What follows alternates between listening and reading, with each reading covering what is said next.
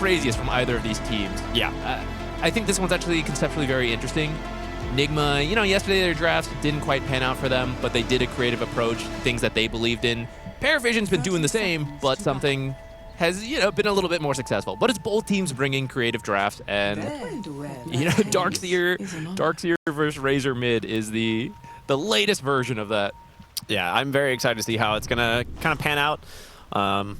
I will say I kind of agree with the panel. I think Nigma's draft is pretty dang good, but you got to also admit this is very much the comfort zone for a lot of PARIVISION's players. And something that we were talking about a little bit is DM specifically. We've seen him on previous teams.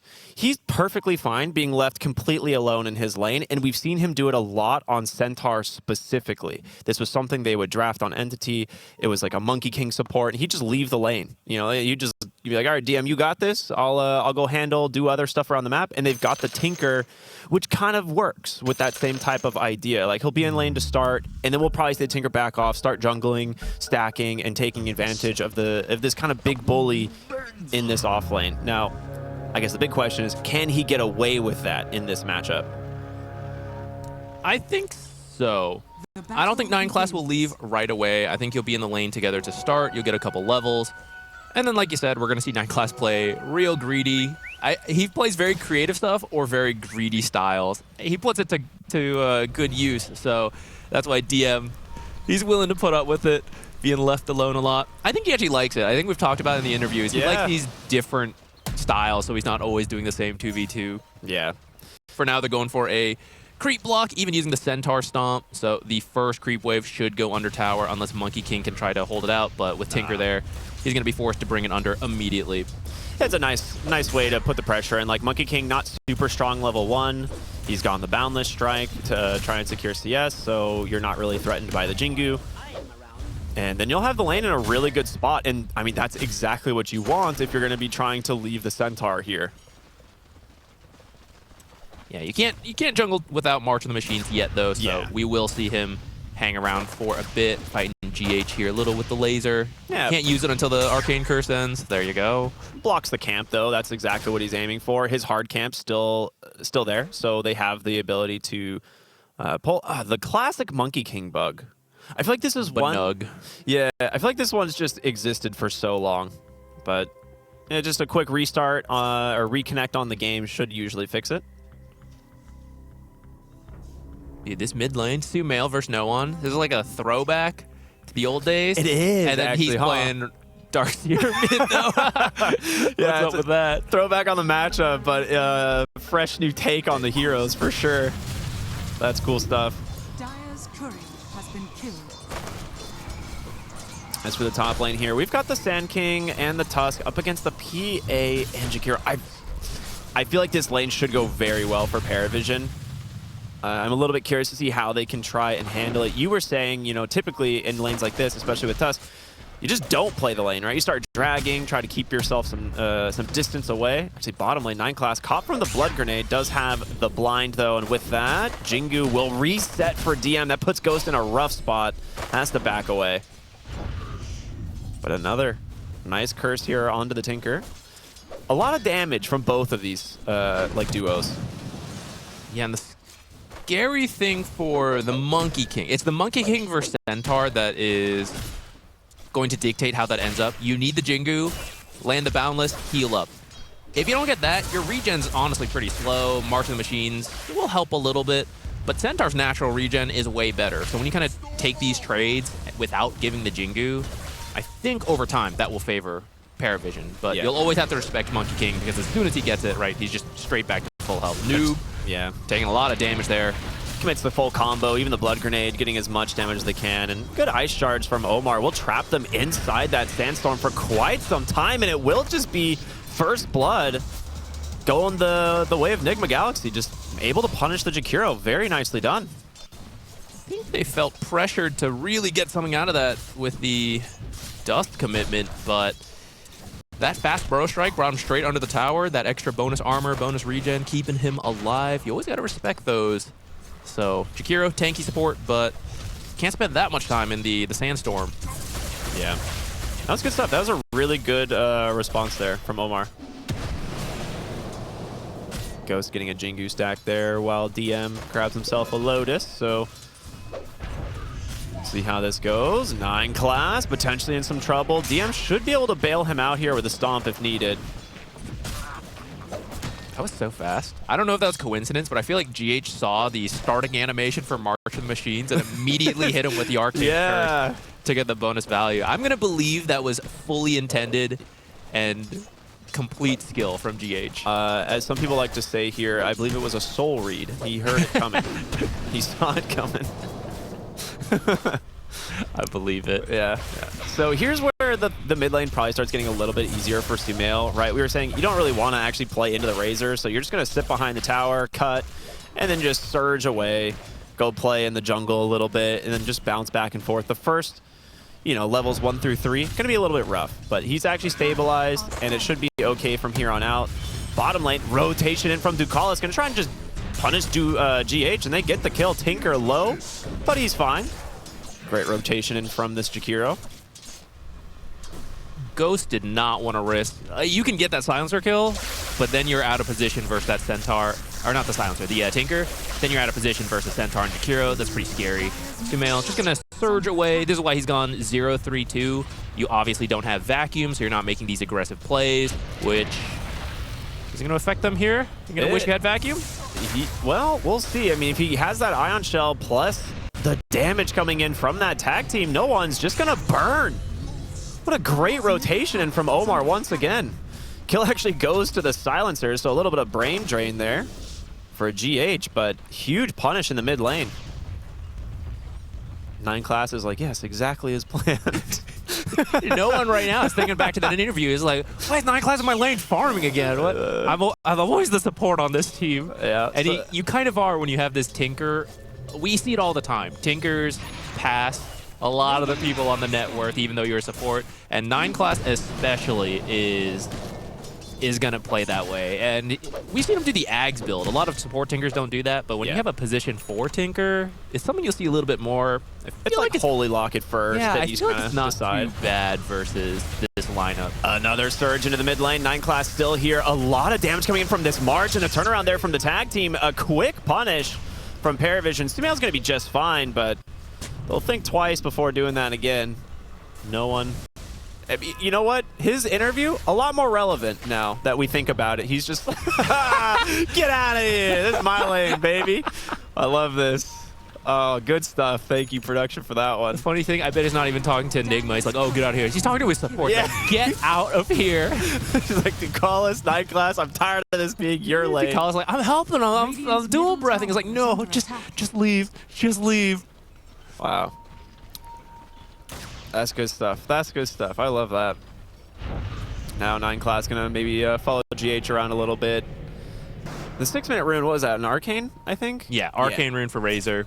He's almost level 6. Yeah, you get that, you go straight into your triangle. I don't know if they actually have any stacks, but this is where like the Thunderhead facet kind of shines. So if you can take advantage of that. Oh, okay, of course. I don't know why I thought they wouldn't. Thank you. Of course.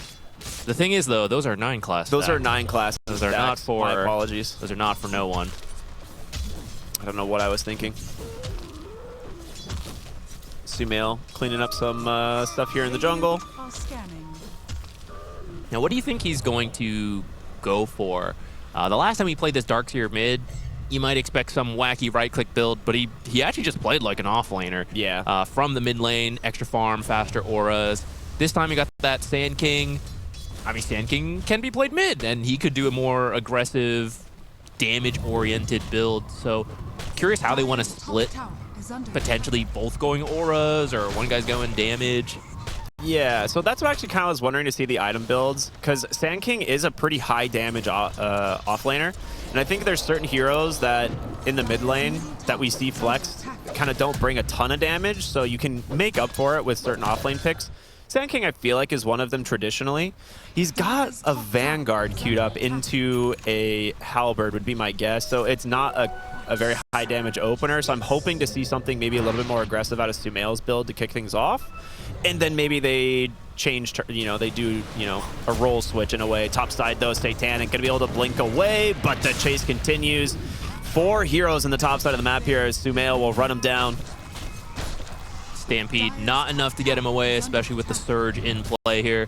Yeah. Now, with this many heroes, that could be the tier 1 tower, unless you're going to bring a lot of people over. This is where Tinker is great if he's level 6, but we're early enough in the game that you don't really want to go there. You're just going to get dove, double ion shelled, killed again, kind of like GH is being dove here. Yeah, very slick transition there. Nicely done. Yeah. 9 class. Ooh. Just Dragon creeps the jungle. Needs to be a little bit careful as Ghost is coming by. A ward will scout them. I mean, DM on the Centaur would be a fantastic kill, but he actually can't get through the shards. He's actually blinking right into no one up on the trees. He needs to get out of here. Great wall, though, from Sumail. Will hold DM in place, and now maybe looking for more. A blood grenade out from 9 class to slow them up. Noob topside chased and ran down from the duo of PARIVISION. So kills across the map. I feel like that's pretty even, right? Both offlaners dying, but it is a lot of space here for this Phantom Assassin. I think so, but I will say Omar is involved in all of this. So yeah, all the cores are pretty close, but he is the richest support. And I think that's important because as soon as Tinker hits 6, he is going to skyrocket. That net worth is going to start climbing rapidly. So the faster you have a blink on Tusk, the sooner you can make these plays. God, Jakiro is so good. Just a really nice pick off there. No one. Gonna try and just chase down Omar. Surge will get him some space. That does leave Sumail a little bit vulnerable, but nothing quite left in the tank. It's gonna be Satanic making his way top. Snowball will buy him a moment of space, but another kill going the way of PARIVISION. And he now has the cornucopia. Okay, so he's gone for an actually very aggressive build here on Satanic to start the lane. Sometimes you see people skip the Orb of Corrosion depending on who they're playing against. He has opted not to. So he's playing to try and survive and stabilize and potentially find kills in this lane. Topside 9 class. Chase down here in the river. They will pop the Stampede. It's going to allow no one to just run in on the backside and punish this Silencer once again. He needs vision, actually loses him in the trees, but will turn around to get the kill on Sumail instead. A much bigger target. And he's got plenty of time left on this to help push this lane. Yeah, Catapult's alive here too. Silencer, they keep finding him, getting him killed off. He still isn't level 6 yet, and he's only a quarter of the way there. You really need that global. All these spells coming in from PARIVISION, especially from the supports, are really strong. Stampede keeps saving people. Yeah. So they got to find somewhere to stick GH until he's level 6. They have a sentry for Noob. Blood grenade's out. He's just going to pop the Epi for some space, realizing that Satanic is lurking in the shadows, and in comes Ghost. A nice tree cosplay. I don't even know what he was pretending to be, but it works. They get 2 kills. Okay, seriously, did you even see the Monkey King? I also did not realize he was there. Was he playing a creep? I think he was a creep. Maybe I missed that. That might be an actual mischief use. I need to see this. Yes. Oh, he was maybe a tree. I have It was like right behind that tree. I'm not sure. Either way, sick. They didn't know either, because otherwise I don't think you do that, right? That's the best use of mischief I have seen in so long. That's actual mischief and not just dodging spells. Well done. That's I've a been huge dying win. to see someone just pretend to be a rune for like 5 minutes and kill someone. Ghost, my hopes and dreams, please. I mean, that got them so much momentum on this top lane. So that's an incredibly valuable gank. Now a 2,000 gold lead here for Nigma. I think you do want some good momentum as well, because thinking more on it, the Darkseer illusions this game aren't all that great. There's games where it's better. Yeah. So looking at his build, right, he's gone the mech. I feel like he's going to do more of the auras, and Sand King is going to do more of the damage. I think if Wall was better, you might put more priority, so you can get things like the Aghanims as well. But we've got Sumail back to off lane. Yeah. He did that for a little bit. Right. Off lane from the mid lane. So the Sand King is going to go the Blink Dagger into Crimson Guard, it looks like. So I like the fact that we're getting a Blink Dagger, a playmaking hero early. He's not too far away either. But I agree with you. If Sumail's going to be going these auras, you need to have that type of offlaner. So right now, I think Nigma's in a pretty good spot. It's really going to come down to, what this PA and its timing is going to be. Like Battle Furies are coming out for both of the carries. They're both very farmed. And then how much they can get done around the map in that process. Tusk Blink Dagger, I believe, is on the way. You gotta find big. You gotta find a lot with that, because earlier he was pretty ahead of the other supports. Notice Tinker catching up very quickly. And in just another few minutes, he's gonna surpass and start climbing towards the Centaur, to the Sand King, to the Darkseer, and he's gonna keep going. So you have to make these kind of aggressive plays. Either find the Tinker, find the other heroes. It's exactly what you said. They find the Tinker. The Stampede actually getting him out for the moment. The Snowball will connect. This is a pretty, you're in really deep here. Ice Path misses though. Ice Path off the mark, but it's enough to zone them out. Noob just gonna go ahead and channel the ult. In comes DM. Global Silence. They've gotten on top of the Razor as well. So even though you're in deep, they managed to get 2 big kills. And they're gonna turn this into a tier 1 tower as well. Nigma Galaxy looking very good here in this game. They're bringing everybody. You know that ice, if that Ice Path hits, I think you can bring in the heroes and fight. I think once you miss, you just full commit to the retreat, but I think they'd already started their teleports, felt pressured to get something done. So in the end, Nigma does get a successful, play there, gets the mid tower. Pretty good start with the blink. Greaves are done first Sumail. That's pretty fast. That's the benefit of having it as a mid laner instead of an off laner. And now Blink Dagger for the second. You have 2 Blink Initiators and Guardian Greaves on the side of Nigma Galaxy. These guys are going to be all over the map. And Omar, he's got 9 classes number. The most optimistic TP. As a Boundless Strike comes through as well. They'll probably give this one over. Oh, I was going to say to Ghost, but GH. Brain drain. Or for the man. Now, this is a big pick-off as well, as we're just getting to that 15-minute mark. They're looking for this tower. I think they can get it. It might be a little slow, but this opens up Tormentor. Yeah, they're just going to back for it instead. They say that's a better objective. And there's a Ward scouting this. We'll see if they put down any sentries. It's not uncommon for Wards to be here, right? Yeah, though. Okay, well, there it is. I was going to say maybe they decide not to just because Tinker's dead and they're going to feel like, oh, they're not going to fight us without the Tinker. But yeah, like you said, play it safe. Make sure you're not getting scouted out, get sniped. Very good shard, too. I mean, both these heroes have really good shards this game. With how quick they're playing, GH's could be technically a little bit more valuable, but the shards, like having that much more block-off potential, especially in things like the Sandstorm, or like our panel mentioned, like typically you're relying on Centaur to just run your team out. Well, you have to go that much further now.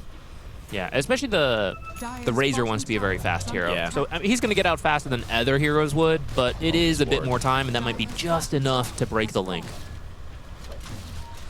Good ward. We actually seen this ward quite a bit recently. Like you take that tier 1 tower and then just boom, drop it right on those stairs. It sees everything in the triangle. Any sort of rotations near the tower. And they might be looking for DM. They are. There's going to be the Walrus Punch, the shards, the Wukong's command. He pops the Stampede, but again, no escape at all. Stampede down, Centaur sideline for 30 seconds, and they can continue to just try and farm up. Nigma so far, I feel like doing a great job in terms of the early pressure they have to apply. The later this game goes, the more concerned I am with having enough damage, and with PA, I mean, we've seen PA games. She just does so well. We've seen late game Tinkers. It's really scary. So the fact that they built up a 5K lead, just dropped down to 4K, so far, so good, making use of all the ores they've got. It can't really stop. You just gotta, you keep going, you wait cooldowns, go again and again. And if PARIVISION manages to hold through that, I think they're going to look good. But they're in that phase. They got to hold on right now. Yeah, they're going to lose their ward over by the Wisdom Shrine, which is not super surprising, right? They just made a play up there, but they're just everywhere, apparently. Finally, Ducalis as well. Yeah. And here's the thing. A lot of this game is set up from Noob. Or, I'm sorry, from Omar. Like, he has had such a great time on the Tusk. You mentioned early on he was involved in a ton of kills. He's 0, 2, and 9 on this Tusk. So involved in almost every play that Nigma Galaxy have been able to do. And it shows in his net worth, right? Gets rewarded with the Tormentor, of course, but even without that, he'd be neck and neck with the Tinker. It's actually really fast Roshan now. Tusk has levels, right? He's level 9. Don't think they saw them go in the pit originally, but now with GH walking this side, PARIVISION does have a ward on the lower half. This sentry is actually going to miss it, unless they put another one down. Yeah, it's definitely not the fastest. Jakiro's making his way over. If he does a blind ice path, he'll check it, but it'll be too late at this point. It's too late. Ice path comes out. Macro Pyre, dual bread, Get Omar? everything. A fake Roshan there in the pool, in the pit, but yeah, they walk away. They get it. Ghost with an Aegis. Radiant's middle tower Is that the has been BKB denied. done? Almost. He needs the Ogre Axe still, but it's just like 100 off. Yeah, they're looking very good so far.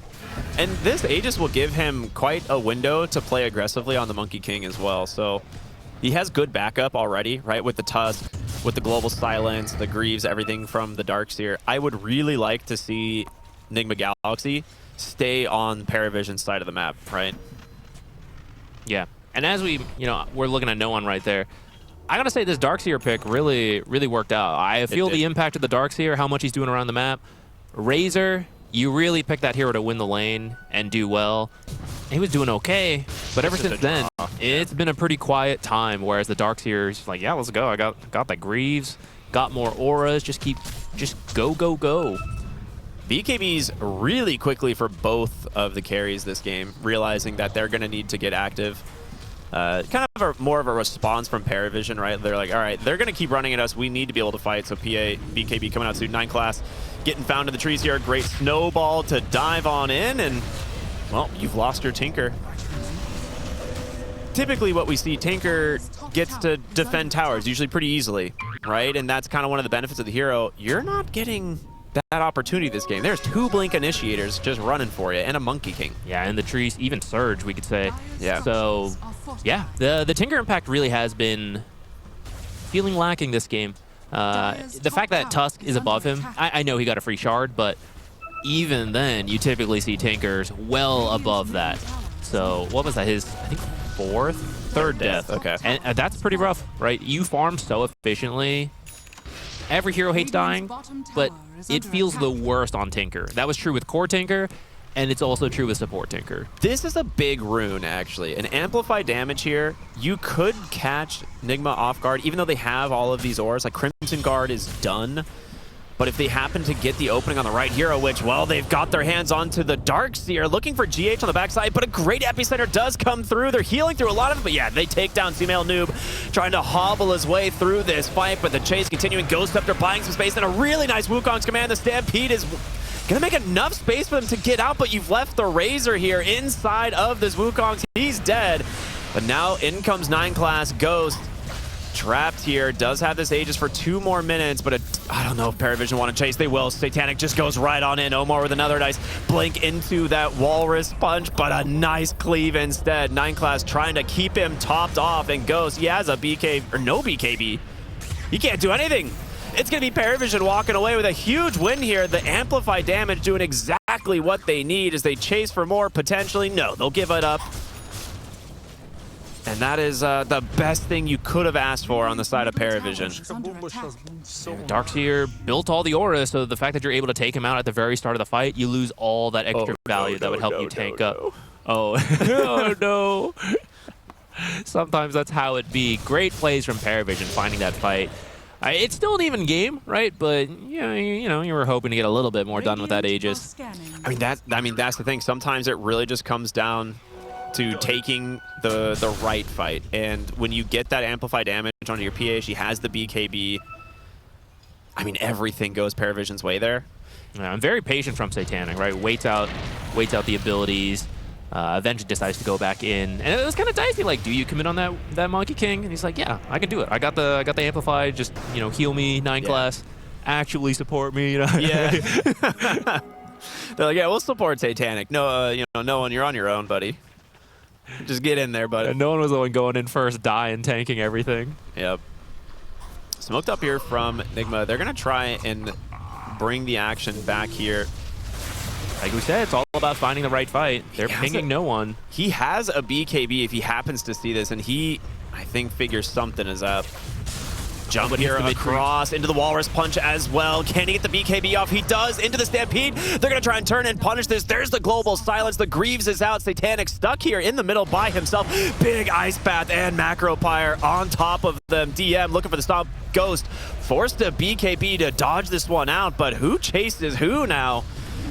He's going to bound the strike to get away, but still slowed up quite a bit. Satanic caught from the curse, but wants to chase for more. Ice Path comes out. No one on the Razor. Turns on that old big vacuum into the Ice Shards. Traps 3, but no one's zoning out the back line. Can he do it? It's going to be close. No, Ghost gets away. Noob not going to be able to survive. It's a 2-for-2 trade right now as they continue to chase.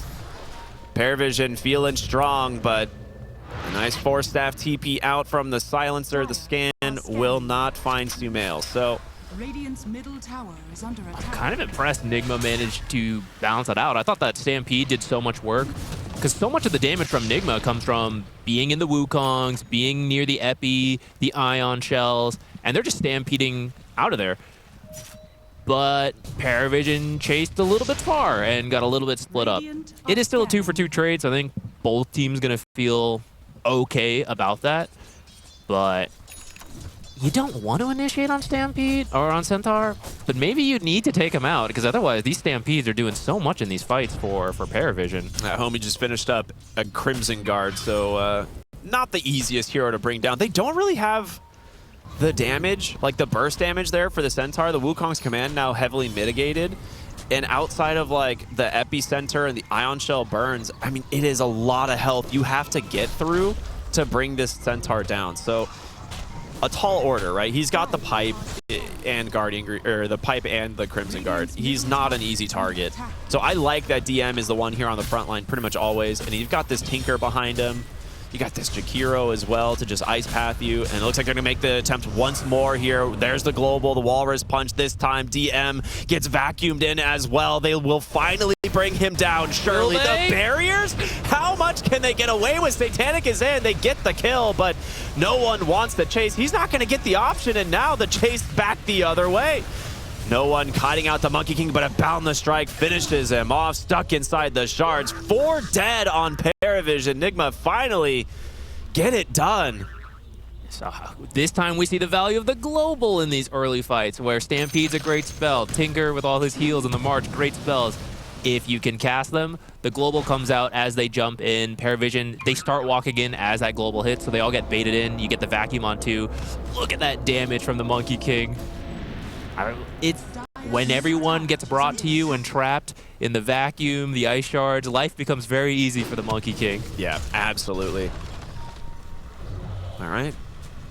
There is another Tormentor spawn now, so this one looks like Nigma Galaxy will make their way down here and get the second Tormentor as well. So we'll see who actually walks away with it. There's incredible shards this game. Obviously, GH would be very happy.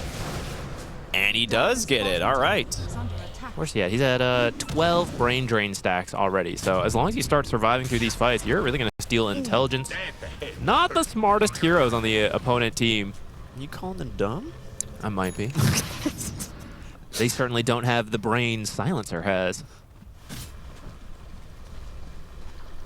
I love the itemization that's coming in from Nigma as well. Ghost Scepter, super value here. Right, you're playing against like this Razor, this Phantom Assassin. Like these heroes need to be able to stay on top of you and do this kind of damage. So a couple Ghost Scepters coming out, right? Plus you have this Crimson Guard, these Guardian Greaves, like all these types of armor or physical damage items that can kind of mitigate what PARIVISION's bringing to the table. Yeah, 9 class.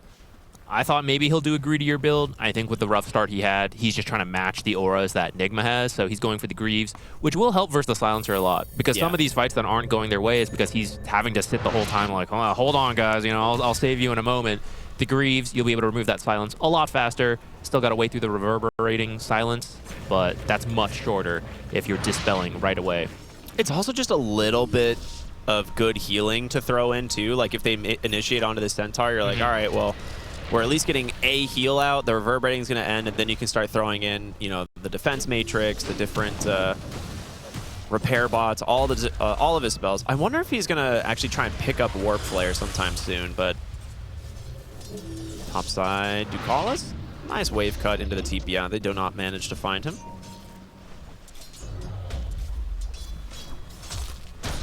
Yeah, that Tinker's net worth is, well, it's getting there. It's no one's worst nightmare, I think, again.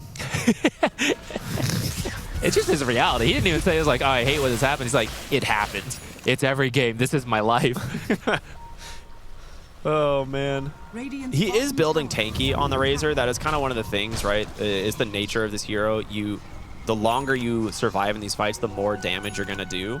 So he's got himself that Mage Slayer, BKB, going for the Manta next as well. Wants to be able to play around the global a little bit better. After that, we'll see. Like, Refresher is never really off the table for the Razor, but I wonder if he needs to get a little bit tankier before going that route. So we'll keep our eyes on him. As for now, Nigma looking for the second Roshan. We'll see. I think PARIVISION saw this, but yeah, they smoke. It's not the fastest, especially with the Roar coming out, the Disarm, buying them a moment. The Radiant actually double scanning here in the mid lane, and they will immediately smoke.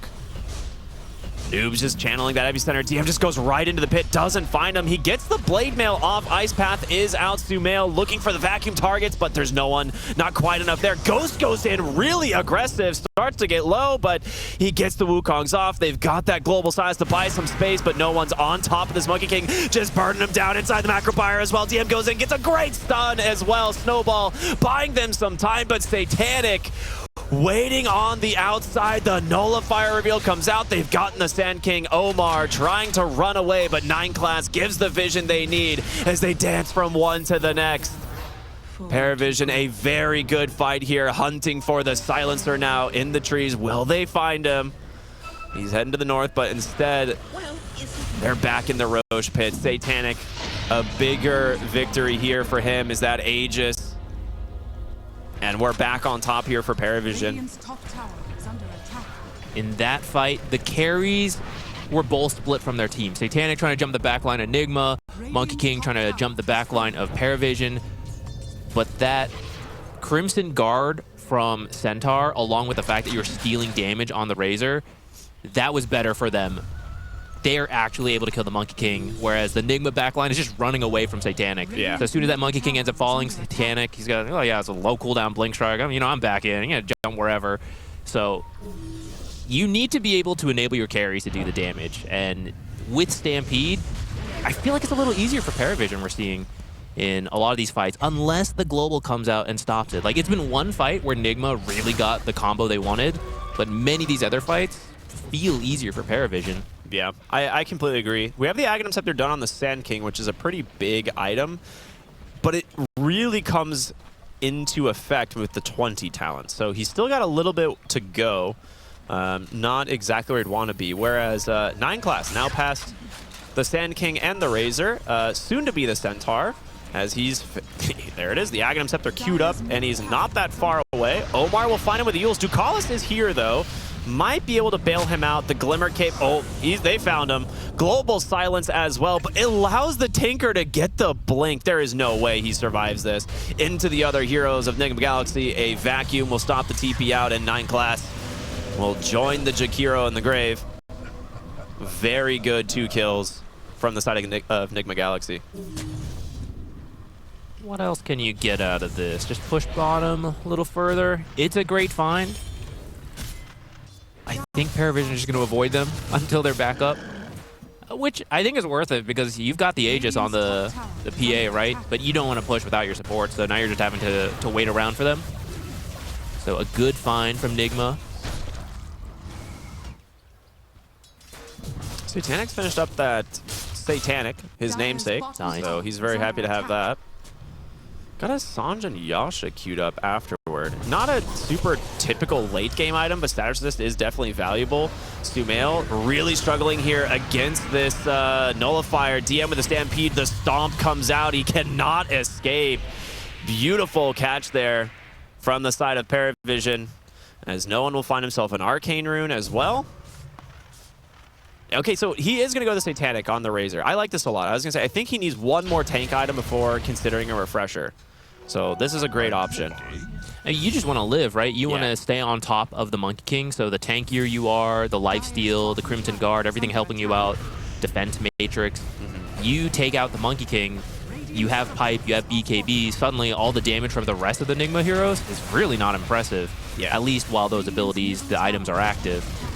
So, like you said, I love the idea. All right, we'll see what happens here as they get that mid-tier 2 tower. They can consider bottom, but the wave pretty far back. They've still got about 1:35 on this Aegis.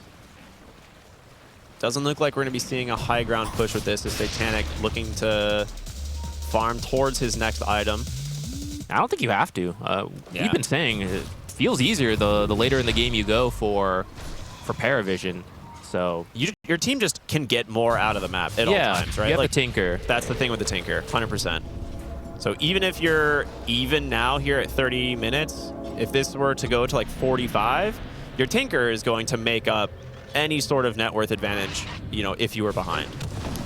Though if you go late enough, perhaps you finish the refresher on GH, the silencer, double global, and the continued scaling. I mean, he's at 18 brain drain, right? The longer the fights go, maybe he becomes real scary and prevents PARIVISION from doing anything just because so many globals come out. You're starting to scale on the right click. Maybe some of the damage comes back in. Oh, yeah, there you go. Just sit in the fountain. That way you can't actually be one-shot by the PA. That's the late game strategy. He's got his Ghost Scepter. Yeah. I think she has a Nullifier. Yeah, she has a Nullifier. She's ready to go. Yeah, continue to farm here. It seems like I don't think they have really any intention of forcing anything with this Aegis now. They could come through this Twin Gate.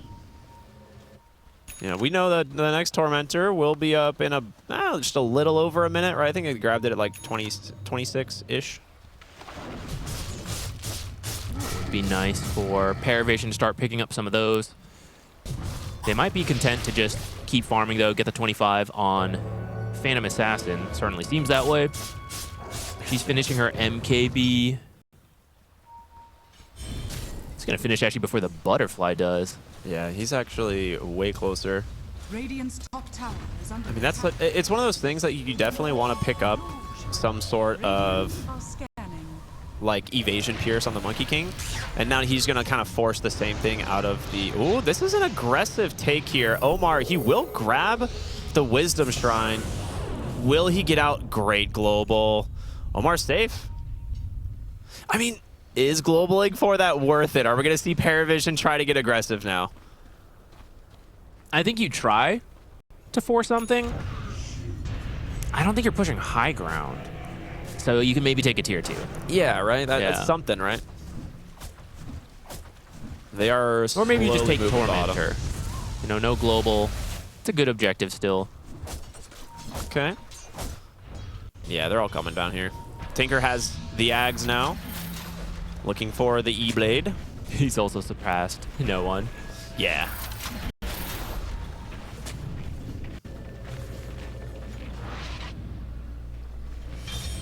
I mean, the axe is a lot of damage. You'll be able to easily kill the illusions from Darkseer as well. What do we want to see out of Nigma here, right? Like they don't have global, obviously, so we're not going to see them contest the Tormentor. But what's okay? Yeah, I mean, I don't think you could have contested it if you wanted. Instantly taken down from Satanic. Shard goes to Ducalis. In my opinion, one of the best shards in all of Dota. So he's very happy to have that. But what can Nigma Galaxy do at this point? Like, what is their game plan? Dire's middle tower is under attack. I'm trying to think of how they can enable the Monkey King to actually attack in these fights, to trap people in Wukongs, to keep them still while Stampede is trying to save them. I see a Hex queued up on Sumail. Sand King maybe taking a different approach. It doesn't all have to be the Monkey King. If he has Ags, if he has Daedalus. True. So perhaps Noob, you know, he's going to start contributing some of this damage the longer the game goes. He does have his 20 talent to make the Ags even better. Good. That's a big one. This is really like the big talent for Sand King. And at this point, going back for the Daedalus is absolutely worth it. We're going to see the coup de grace pick up for Satanic at 25. I mean, to be fair also, the additional Wukong's command ring is going to be a pretty big jump for Nigma Galaxy as well. So if they want to play for that 25 on the Monkey King, I also wouldn't blame them. I just saw Centaur. He finished the heart. He's got a shard queued up. Oh, they're going to make the play in the mid lane.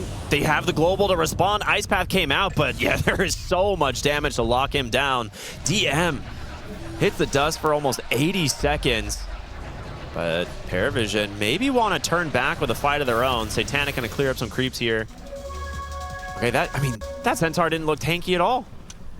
It was a massive commitment, though. Yeah, that was the Wukongs, the Epicenter, and Global. And that's why PARIVISION was starting to group up, trying to look if they could fight. And if they see this amplified damage and grab it first, they're definitely willing to fight. Oh, yeah, they see it. Now, Roche is happening. They scanned it. They know exactly where Nigma Galaxy is. We saw what happened earlier with an amplified damage. You can take this. There's no team fight ult if you're fast enough. I mean, it's falling very quickly. They need to hurry up. The blink out, the Yules from Omar will stall them up, and that is it. They got the Aegis, they get the Refresher, the Cheese, they get all out of the pit as well. Very close for PARIVISION, but not enough, and Nigma Galaxy walk out with a really big win there. They have Refresher on the Monkey King, too, so if they do disengage from your ultimate, with the Stampede, you just pop that in, refresh, take the second fight. You're not going to have a second Stampede. Radiant's middle tower is under attack. Ooh, TP's into the tier 2 bottom. They do see them under a ward.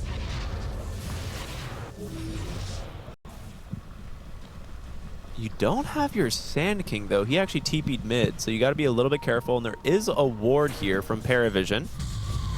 They'll jump in. They get the blink, the Yules. Yeah, there's no one to help Ducalis. They've all left them.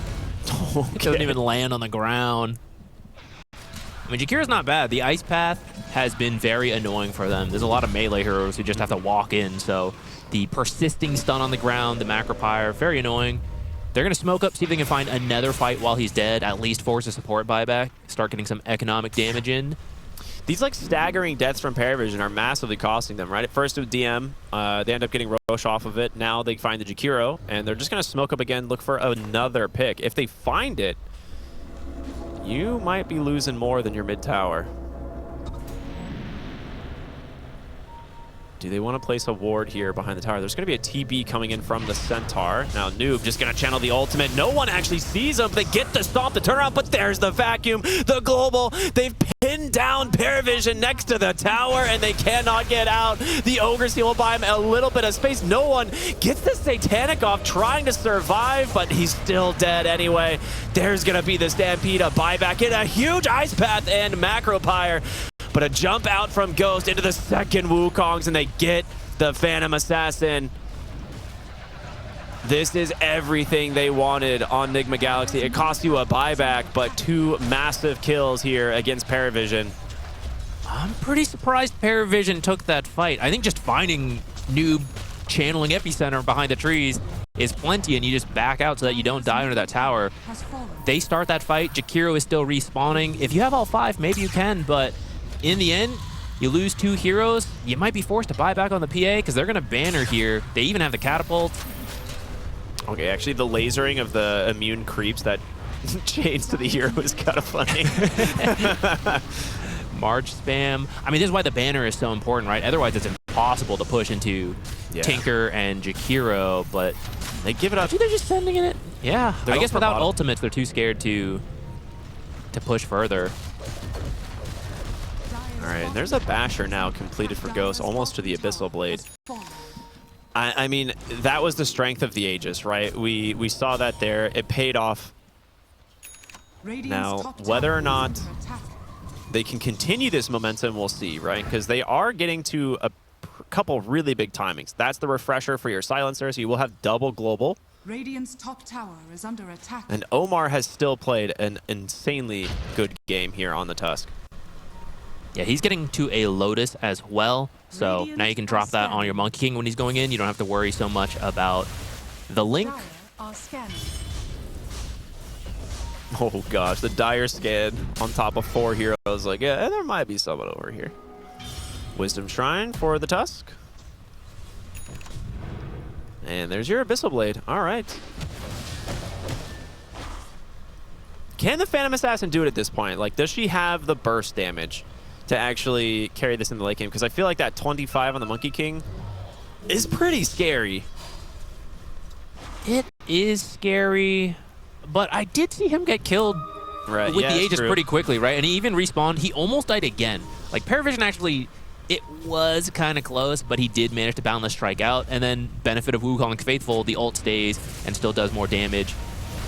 So he does have the damage, but it's getting real tricky, right? We have so many team fights, so many stuns and saves in this game. It really comes down to who is finding who in these fights. Is the global coming out? Are the stampede saves happening?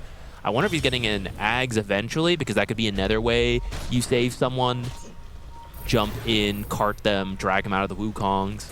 They're so close to seeing that Sand King. No one just on the other side of the tree line, so not a lot of vision to work with. They do have this gem, though, on the Razor, so this should help them maybe retake some of their jungle as they are still rotating in. I mean, this would be the best case scenario if they actually get the wraparound. But you'd be playing into Nigma Galaxy's vision as well. They are set up ready to fight. For now, they're just going to push out top. This is the strength of the Tinker. He's going to come home, deal with these creeps, and he's always with his team. Dire's middle tower is under attack. Both teams fully respecting the vision that they don't have in Yeah. this area. They know where each other are. They're too scared to go in for too far. But as Nigma moves away, PARIVISION does come in, regains control of that area. So I don't expect Nigma to now cross this mid lane. They're going to stay in this bottom half now. Children for Sumail, kind of nice. If he doesn't get hit by the nullifier, that might give him a little bit more time in this next fight. But the next big objective, right? Roshan, both teams kind of playing for this. They want to keep the lanes out here on PARIVISION. And Tinker can grab the one, like you were saying, that makes it back to the base. Otherwise, they're playing between top and mid, making sure those waves don't make it back to the base. So map control kind of even, but depending on, you know, when Roshan's going to spawn could make a kind of deal breaker for one of these two teams. Yeah, I think you're getting close to some big items, mainly the Scythe, which just finished on Sumail. Maybe you want to wait for this Lotus Orb on the Tusk. He has the money, but he wants to save buyback. 25 talent, kind of close, about halfway there. Speaking of money, dude, Noob is stacked right now. He had like 7,000 gold sitting in his bank, and he's now going for the Parasma. So decided to do that instead of the Daedalus. I think it's fine. Both good items. Smoked up. Yeah, I mean, DM's just going to walk right into him, break the smoke, sees him, blinks away. He doesn't have his team with him, right? Like, that's just kind of like a confident walk at you. They have no idea whether or not they're there. As Ducalis will Macropire another wave and TP home. I mean, this game has slowed down. This is the thing, right? You said it. They're each team respecting the other, knowing that like one fight could basically end the game. No one's going to walk right in here again, get another set of D-wards, but Omar as well as Ghost are nearby. There's the Wukong's command, the global signs. He can't get the Satanic off. It's just the Abyssal holding him down, and, well, Sumail pulls him into the Wukong's command. A Bro Strike is there. They get a second onto Ducalis. Satanic on the backside on top of Sumail. Does he have the damage? He doesn't. Another Walrus Punch. An Epicenter. They've done it. They get two buybacks out of the side of PARIVISION as now DM in trouble as well. 4 dead. Overall, and a very good fight here from Nigma Galaxy. They just trickled in one by one. That was the patience rewarded from Nigma. We saw them positioning around their ward, just waiting for the information. I need to know where PARIVISION is. It's so important how we take this fight. You finally see the Razor on his own. Take him out. Everyone comes in one-on-one, like you said. And it's kind of close, right? The damage is there. Maybe if you kill the Darkseer a little faster, it goes better. But part of it is having the Razor to distract them so they can't all focus Satanic when he jumps in. I think you could have maybe forced high ground, but looks like they want to play it safe. You really need every win you can get on Nigma to have a chance to get out of the I mean, playing for bracket. Aegis and another refresher for your Monkey King would be huge. They jump in, get on top of. There's a dieback. I mean, yeah, he's sitting real low. They do manage to get the Ice Path. The Macro Noob's going to turn out with the Stampede, the BKB, the Satanic. They've gotten their hands on the Monkey King as he's going to hit the deck. GH now in the sights of No on Noob trying to play inside this Sandstorm, but it's just not enough. They're going to get themselves 2 kills. Well, now a third potentially as Omar Ogre steals away, but surrounded by the side of PARIVISION as Roshan respawns as well. I gotta say I'm a little confused by that, because I thought they would push off that fight, and they go Rosh, and it's like, oh, Rosh isn't up, so I guess we'll go fight again. But I feel like that break in time gives PARIVISION a moment to reorganize. What do we need to do? Coordinate. If they dive us, we'll buy back, we'll fight, right? I think if you actually push right there, you have a better chance of success. And instead, now you've lost heroes. You're gonna lose this Roshan as They well. really want GH. He's got Warp Flare on 9 class. If he gets up onto the high ground, and yeah, he's gonna Warp Flare him down. He's gonna continue to do this. He drops Global, knowing if he dies here, they're in a rough spot. And well, Sumail, nice vacuum wall. Satanic's gonna finish off the Roshan, but can they actually get the silencer out? It's gonna be a really hard attempt. Stampede even comes through as well. Maybe now looking for Sumail. Do they have any way to stop the surge? They don't. Under attack. I mean, PARIVISION just walks away with so much from this engagement mid, right? They get the Roshan, the refresher shard still in the pit. Maybe not having the item slots here on the Phantom Assassin. Yeah, definitely did not.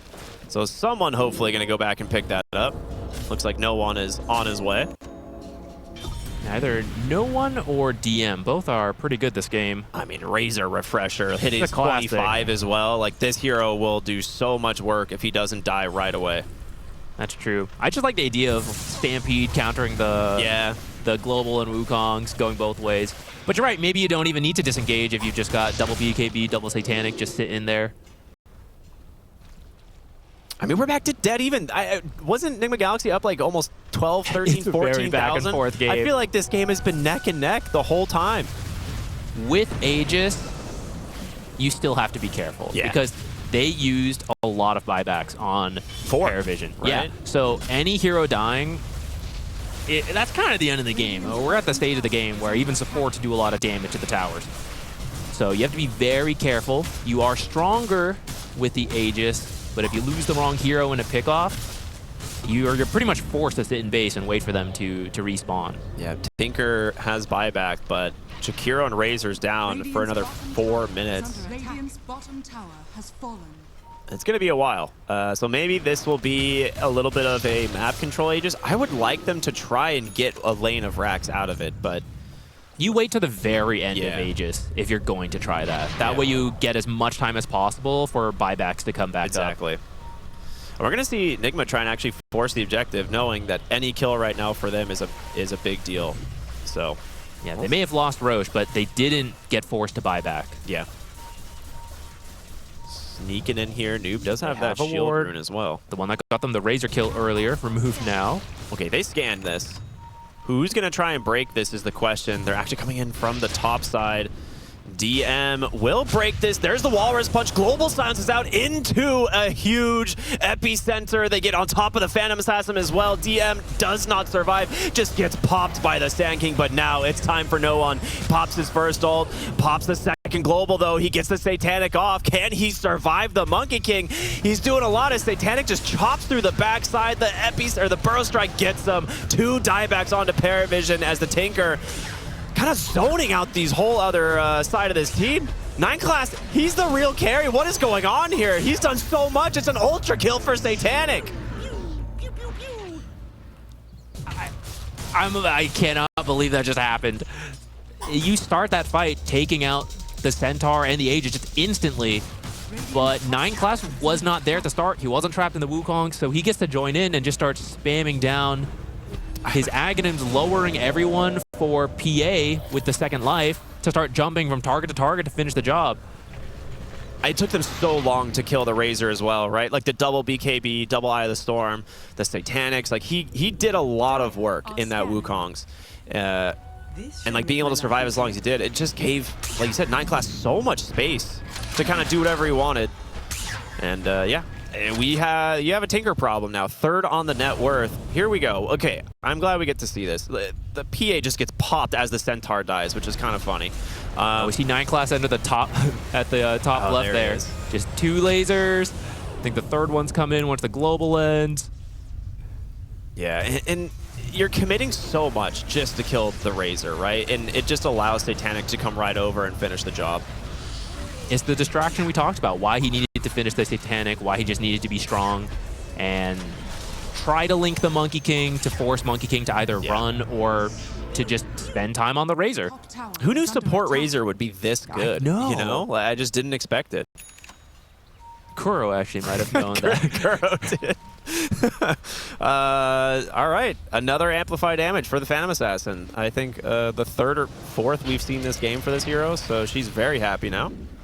Closing in on level 30. Zach, if I told you we were halfway through this game, how would that make you feel? Excited. I love late games. Oh, come on. About to come alive here. Oh, man. Tell me we have a chance to see Jakiro start scaling up into a core. All right, to be fair, I am very excited we got to see a core Jakiro so far in this event. I'd like to see more of them, but Aghanim Scepter done for him. He's got his level 25 talent. Oh, he went for the dual breath. Yeah. I mean, it allows him to just sit so far away, right? Yeah, I think that's the idea. He doesn't really need to do damage this game. It's really tempting, you know, but if you just think someone is in an area, you can throw the dual breath and potentially cancel a Blink Dagger, which is huge in these fights. Yeah, he just hides in the trees, drops his dual breath macro pyre combo with the Ice Path, and continues to just try and hide away from, you know, the Monkey King, the Sand King. Yeah, and he knows he has another hour to get the That's the true. 30 He has a lot more time to wrap decide. back around. Yeah. Go back for the Hurricane Pike, Mjolnir. We'll get there. As a result of that fight, there's a lot of vision down for PARIVISION in the bottom half of the map. Nigma has some wards in their triangle. It might be useful for the Roche fight later down. Still 2 more minutes. I think they saw that he has an amplified damage. they're just avoiding. They're like, again? How does this keep happening? Noob on his way to cut top. And that's usually more, you got to do it, but it's not going to be as impactful when there's a Tinker in this game. Yeah, they're actually going to drop the banner, so they're setting up here. They want to try and force Nigma Galaxy into a fight. 14,000 ahead, but we've seen before, that doesn't seem to really matter. This is so interesting. Drop the banner, but just a complete retreat after that. This is some mind game stuff here. Okay. They got, like... You force everyone back to deal with that banner. They got, like, 15% of the tower's health, so we just need... I don't know, like 6 more banners, and we got a lane of I think racks. it's a setup because you do that one. Nigma's like, oh, it's just there to do a little tower damage. Then the second banner, then the third banner, then the fourth banner. 50 minutes later, you actually bait the 6th banner, and then you fight around You're that. right, you're right, you're right. The 2-hour turnaround. That's when it's like a fighting game, when you like train your enemy into responding a specific way. Yeah.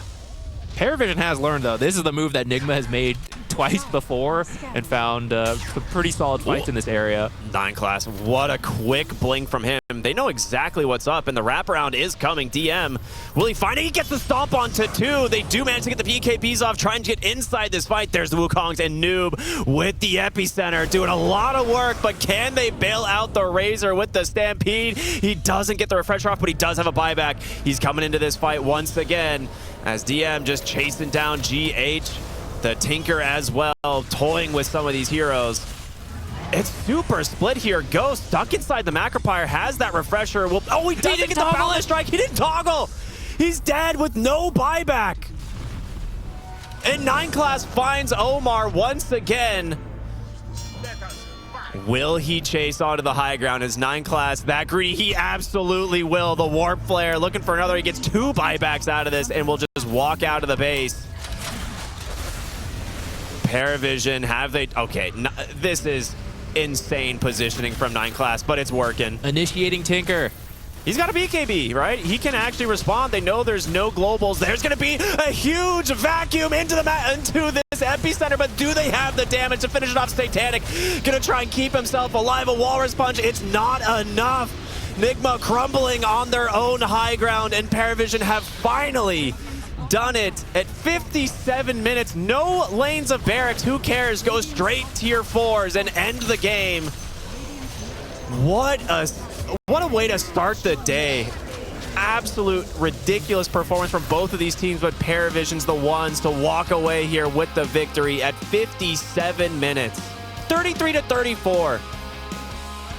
What back and forth in these fights, man. So much came down to it just seems a little bit answered by PARIVISION's, but if they do it, I believe it is going to be Sumail and GH absolutely popping off with the Storm Coddle combo. Classics for both those players. If they can get the ball rolling really quick and just be all over the map, I can see a window where Nigma wins early. Yeah, well, I mean, we'll definitely have to see how that goes. A little bit of all chat fun here at the beginning. Noob going the Alpha Wolves on Lycan, which I think is the first time that we've really seen anyone choose this facet. A lot of people are kind of leaning more towards Pack Leader, going the helm of the Dominator into Overlord. But the Alpha Wolves, routinely in the past, one of the most hated facets of all time. Just as like support players have to, you know, try to itemize specifically to deal survive with that bullshit. Say it as it is. It is rough. It is terrible from a supporter perspective. It got nerfed though, so it's a little bit easier to handle. Top lane though, we're looking at a potential tri lane here, looking for GH on the Coddle as they're just gonna try and chase him down underneath the tower. The blood grenade is out, and first blood into the hands of Ducalis. I mean, what can Ghost do but watch on this Templar Assassin? That's a very fast first blood, and they will TP bottom now on this Ringmaster. I actually love that so much. You're making use of the Night Stalker, Strength of the Nighttime, the Eidolon power in the early game, get a souvenir onto the Ringmaster, and you're giving solo XP to Meepo at the start. And you just want this hero to pop off, get the levels early, get the farm speed going. That's actually such a brilliant play. I love that so much. Howl level 1, actually kind of cool since you have Night Stalker, right? So it is nighttime, right? So you're actually getting a lot more value out of the Howl. Paired on with the tag team of the Tusk. A little bit of harassment damage, but yeah, I agree with you. A really cool use of the Night Stalker in this early game here. And now the lane's in a really good spot for this Enigma, right? He can just continue to farm. We've seen this as a counter quite a few times to heroes like the Templar Assassin for a multitude of reasons. But we've seen DM actually play Enigma quite a bit for PARIVISION, even in previous tournaments, previous patches. Like, this is just a hero he's very comfortable on. I think part of it is that if you go through the offlaners that are good at being left alone frequently, Enigma is up there. And 9 Class is the type of player that's what's going to happen to you. So you might as well pick a hero that is good at dealing with that situation. And you can kind of see this is where you want to be as Enigma. You're free to balance the lane here. Though it's actually a little tougher than usual versus a TA with the side blades, Coddle blasting the wave. They can shove it all the way into you in a way that might get the lane to reset. But like you said, DM very good at Enigma. Looks like he is balancing the lane there, actually. I think they did try to shove it into him. Yeah, he's like I said, he's got so many games on this hero recently. He's going to be perfectly fine, I imagine. But the Meepo off to a little bit of a slow start at the moment. It is one of those things that this hero ramps incredibly fast. You get your Dragon Lance. You look for like a Blink Dagger and Aghanim Scepter. And at this point, or at that point, once you have those items, this Meepo will be all over the map. He's going to get his second clone here shortly. And because of the positioning of Nigma Galaxy's safe lane, I would not be surprised if we see him send the clone through the Twin Gate and look to gank the safe lane of Nigma Galaxy as the Meepo. It's something that a lot of really high-end Meepo players, or high-tier, high-skilled Meepo players will do, especially if they have the lane in a good spot. So we'll keep our eyes on that, see if they actually manage to make that rotation. Instead, you know, just get an aggressive bottom. The net's coming out constantly, but there's somewhat tanky here in this bottom lane. Yeah, I wouldn't expect the kills to happen here too much, though I say, oh, Creep tanking it for them. Yeah, eventually you might whittle people down and then you can get it, but otherwise, Meepo really just wants to They're TPing mid. Farm up. They're coming in with a crippling fear rotation here on 9 Class, and Omar gonna try and respond. He's right there. We see him, guys. He's right on top of you. No, nicely done. Good response from Omar, TPing in as well to find that kill onto the Tiny, giving Sumail a much better start. He's seen 23 and 3 on the CS, now 26. 4-minute water rune. 9 class thought maybe he could contest this, but Omar stuck around. That's just 2 kills now. Sumail level 5. That's huge. Telling you, he's gonna pop off on his OG hero bronze tier in Dota Plus. Hasn't been playing it much lately, apparently. I mean, I don't think I've ever seen Sumail play Storm Spirit. I don't know about you. That might be the first time. He has been playing a whole bunch of new heroes lately. Yeah, bringing out some wild new stuff.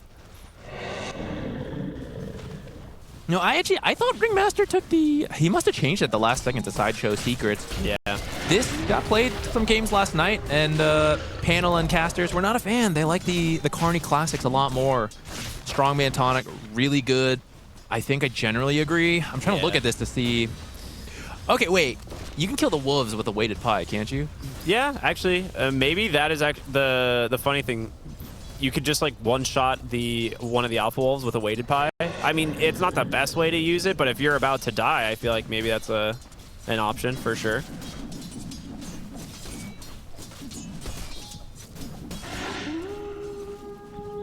All right, Sumail already level 6, thanks to what happened earlier. Getting the kills in the mid lane. Are there stacks? Because I saw GH play some wards on their own half. I was wondering if he was going to use that to just start stacking really early. I think he had to help behind the tower, I think. Yeah, I think he had to help his lane a little bit more than usual because of the pressure from Enigma and the Night Stalker. But now that it's daytime, you know, maybe we can do a couple more stacks. The stacks behind the tower, that's going to be for TA. One of the best carries early game for farming ancient stacks.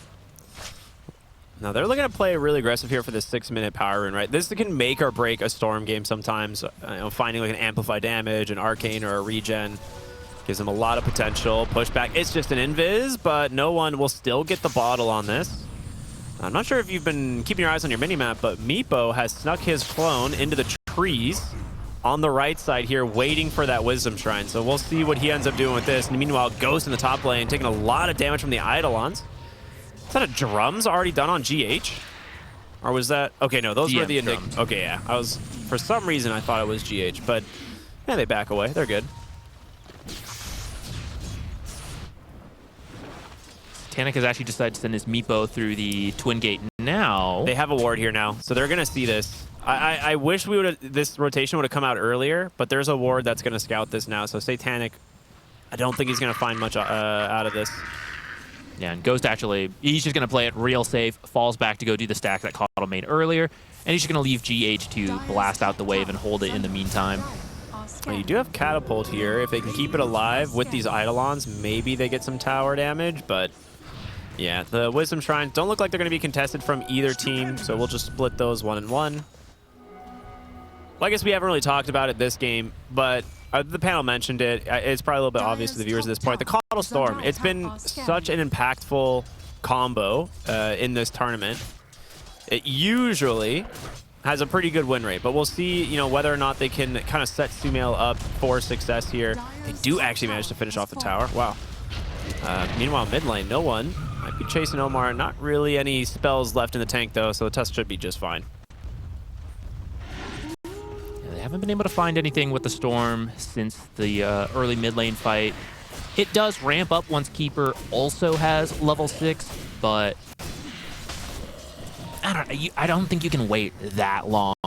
I think they're really trying to find something. Hopefully with this 8-minute rune, perhaps. See, they've got the RNG on their side this time. Yeah, both teams present. It's a shield rune. All right, escape back there from Ducalis. Sumail thinking of chasing, but the TP is coming in right away. We'll put a stomp to that. Enigma will stay top, cancels that. He's just going to farm to his heart's content up there. You know who else is farming to their heart's content? I'm going to guess maybe Satanic? Yeah, Satanic. Top net worth. Last hits and denies. He's got 28 denies, man. It's a lot. Which is not great for a Lycan going Alpha Wolves. You want as much XP as you want. This hero really starts to shine at level 11, which I think is the idea Nigma is going for. It's not like a super early timing. It's this 20-ish minute mark. Nice kill there from Sumail. Zips in. It's funny, Ducalis actually gets both bounty runes, so little something before he dies. Thank you, production. Very good. You know, I mean, it's starting the snowball for the Storm Spirit, right? You need to get these galvanized stacks up. You need to play around your Keeper of the Light. Like I said, it gets better when he's level 6, but we've really seen GH try to prioritize playing near the Storm Spirit for the last couple of minutes.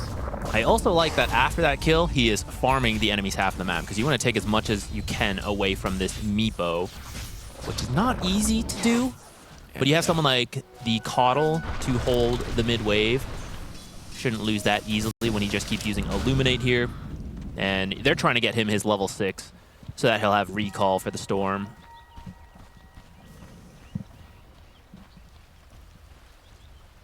What's no one doing? He's doing okay. Not as fast as the Storm, since he doesn't have the Keeper, but it's not really being slowed down too much. I feel like this blink timing will be perfectly fine. All right, that's actually a decently timed Midas for the Lycan. Right, whenever we see the Alpha Wolves Lycan, the build is pretty much rush the Midas, zip into the mid lane, gonna get dodged for the moment thanks to the Avalanche, but toss back into the Fear. Omar not getting much out of this, ends up taking a ton of damage himself. DM's now coming. Satanic, he's got an amplify damage. Who's he gonna aim for? He really wants to use this black hole. Instead, they will just throw an Avalanche here, take down the Tusk Sumail. Too far away for them to make the play. Do you stick around for the mid tower, or I mean, it's hard to say, right? You brought a lot of heroes here. You got a catapult coming. Black hole. Can they fight you? I don't think they can. I mean, what's the cancel to black hole?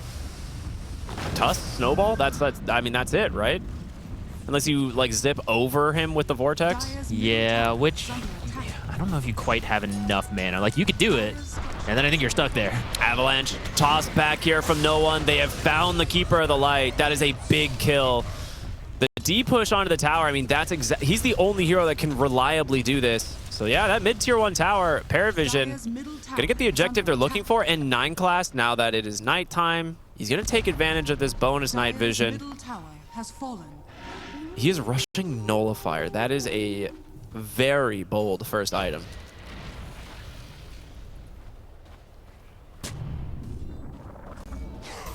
What is this? I don't know. I'm literally like trying to think about it. I have no idea.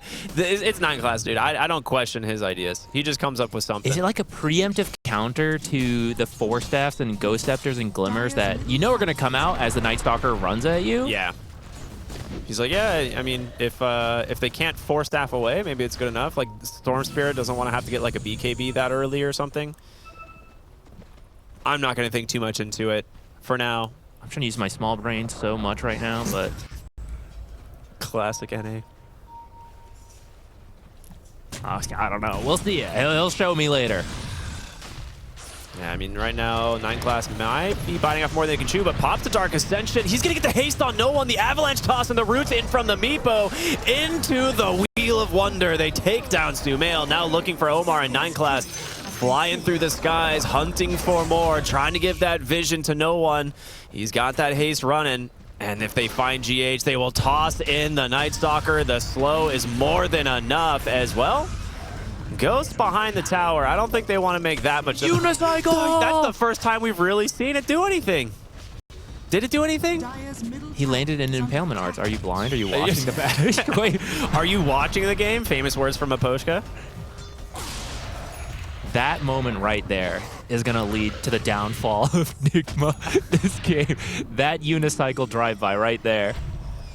It's all about the mental damage, right? Seeing this clown ride by you on a unicycle and hit you with a dagger. You're like, oh shit, I'm losing to unicycle? Look at this right here. Watch TA. Watch the emotional damage right there.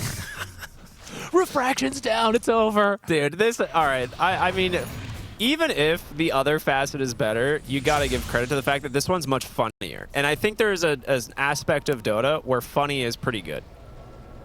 Okay, real talk though, reasons he might have taken this. Weighted Pie, insta-kills, and Alpha Wolf. Crystal Ball maybe reveals the meld on TA. And so even if you're not there with Dust, you could reveal that. And in an Invisible Wolf perhaps, no one... Save for a moment. I mean, this escape act is doing so much work. I also want to say no one's reaction times have been really solid. The last several zip initiations that he's gone for have been countered, and there's just the toss back into the black hole. Omar tries to come in to save him, but it's just going to turn into a bonus kill here for PARIVISION. Well, they give it to Satanic's Meepo. He's got his defusal on his way to his disperser. And on the other side of the map, we're going to be seeing these heroes make a play here for the Wisdom Shrine. Noob will end up just popping the ult. Unicycle! Okay. Delivery service. Okay, yeah, that's the good tip. You know, sometimes you just are at the risk of the unicycle. There's not much. Come on, production. Unicycle! You can't do this to us. Come on. All right. No, I want to you. replay every unicycle. Yeah, that's fair. Top lane, or bottom lane rather. Nice crippling fear out from 9 class, keeping Sumail back for the moment. But I mean, these Alpha Wolves, we're starting to see the idea behind them, giving Sumail a little bit of vision and someone to play around. As well, he's thinking about coming through that twin gate.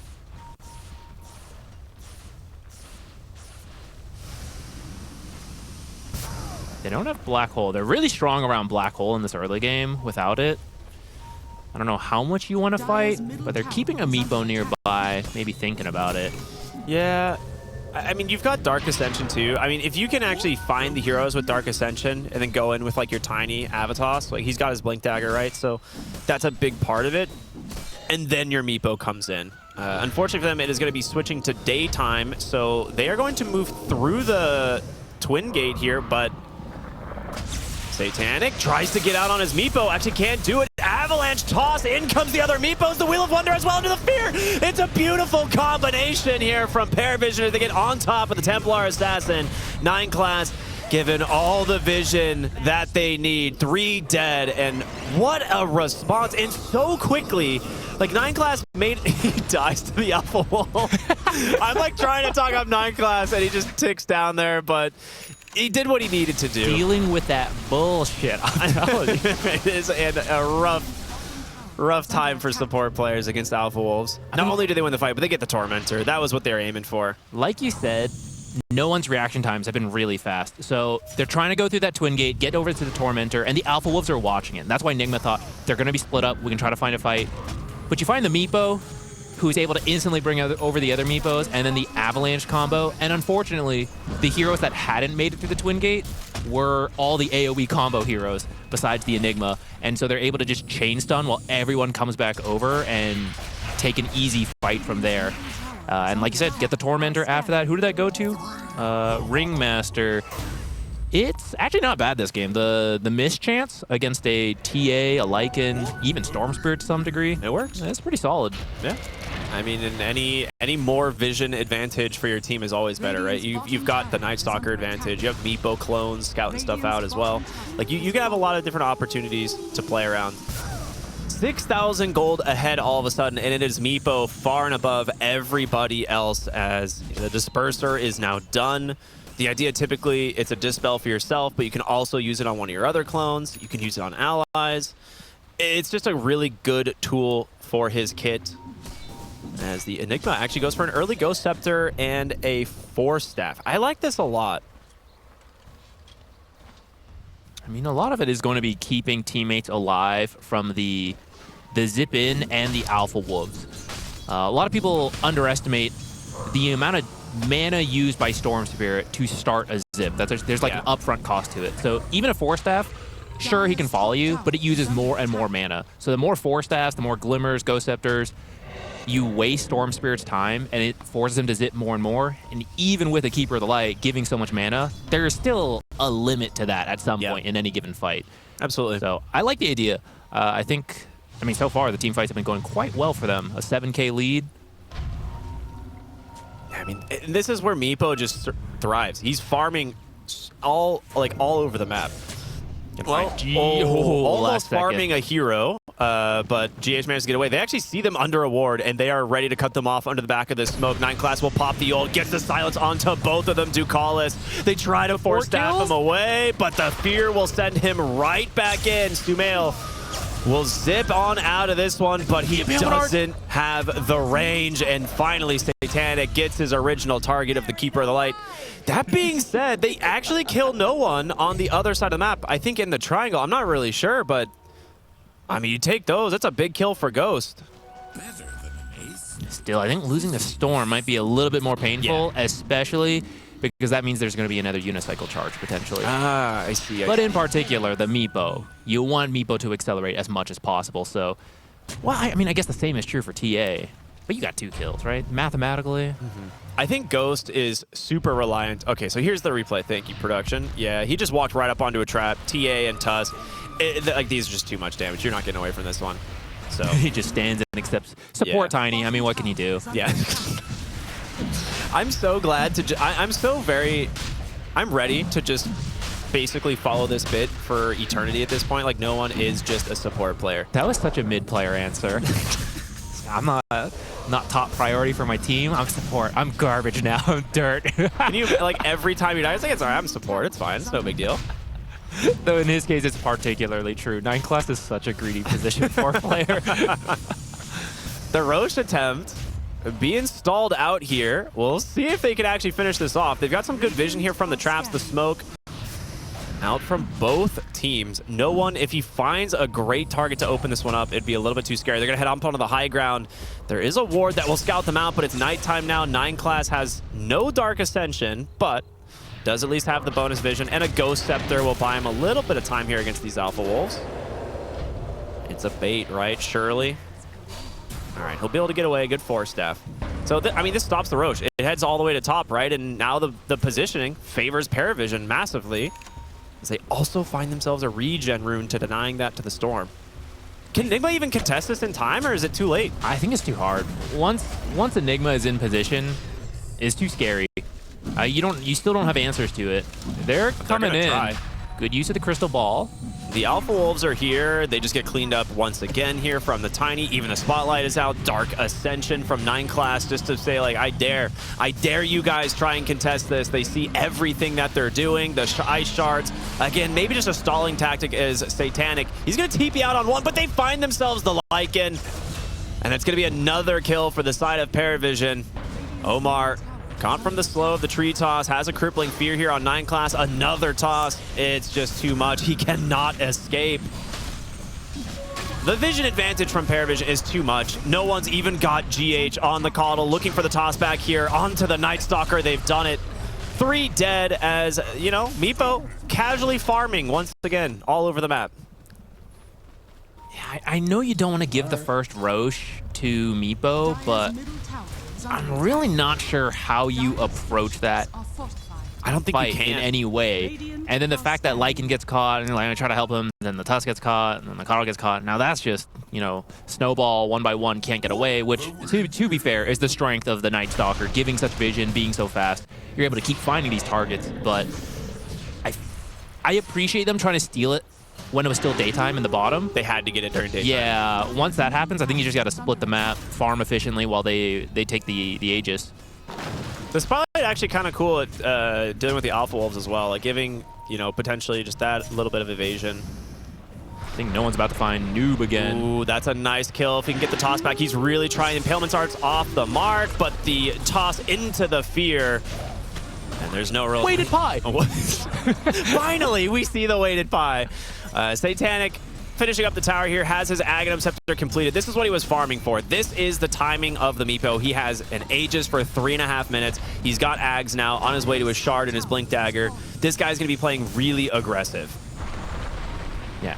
Once you break the high ground, it's a Meepo and an Enigma. You're going to take the building so quickly. But they've actually been... Unicycle! What's he doing? He's looking to gank, dude. He's looking for someone. Oh, all right. Unlucky. Hits a wall. But maybe they found Coddle. No, he relocates out. Or recalls out, rather. All right. Good attempt, though, Ducalis.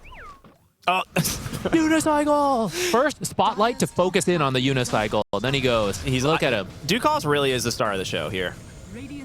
Okay, I got a lore complaint, though. Okay. Why is the Unicycle the speed boost? I don't know if Valve has not ridden a Unicycle, but it is much slower than a traditional bike. It is not easy to cycle fast. Oh, Ghost trying to TP out. We'll come back to the lore complaint in a moment. Satanic falling low, but of course, there's the Aghanim Scepter. Gonna start tossing the Meepos here. He's trying to TP out through the Twin Gate. It's not gonna happen. Dude, he's unicycling in. Oh, it's not needed. Oh, okay. I mean, this is the thing, right? The counter of the Meepo versus the TA, it's impossible to play until you have BKB, and if the Meepo finds you, you're just BKB TPing home. You cannot win that fight.